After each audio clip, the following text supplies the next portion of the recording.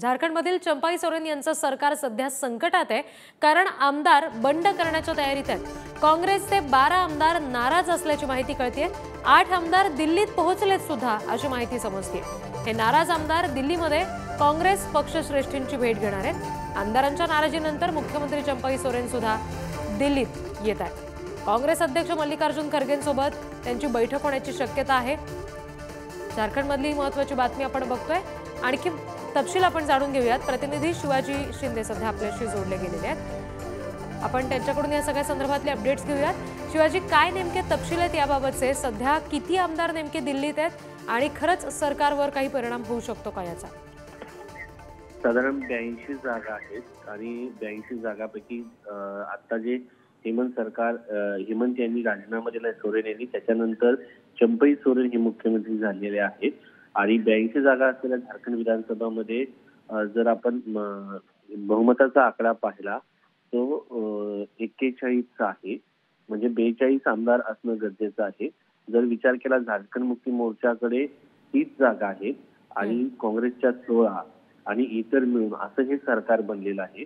आणि सध्या काँग्रेसचे 12 आमदार जे आहेत ते नाराज आहेत। सध्या मंत्रिमंडळ विस्ताराची चर्चा सुरू आहे। मंत्रिमंडळ विस्तारामध्ये जुन्या नेत्यांना संधी दिली त्यामुळं हे नेते नाराज असल्याचं बोललं जाते।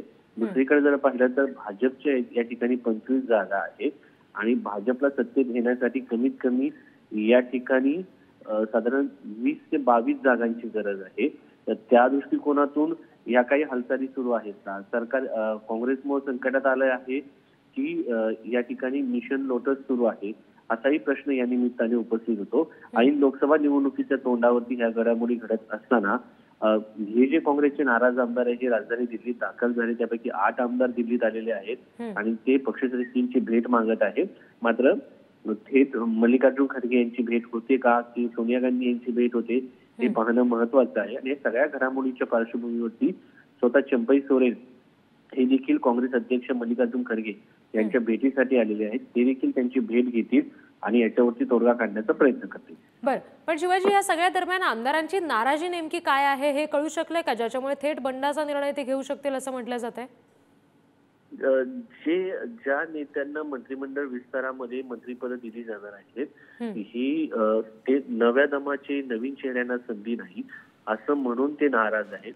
त्यामुळं एका 2 नेत्यांना मंत्रिमंडळामध्ये किंवा काँग्रेसच्या नेत्यांना आणखी मंत्रिपद दिली जाऊ शकतील आणि झारखंड मुक्ती मोर्चाचे जे मुख्यमंत्री आहेत त्यांच्या पक्षाची काही खाती कमी केली जातील मंत्रिमंडळ विस्तारामध्ये। त्यामुळं सर्वांना सामावून घेण्यासाठी हा प्रयत्न असू शकतो, अन्यथा हे मिशन लोटस असू शकतं आणि मिशन लोटसच्या दरम्यान काही आमदार नाराज होऊन बाहेर पडू शकतात। जी शिवाजी, धन्यवाद दिलेल्या सगळ्या तपशिलांसाठी।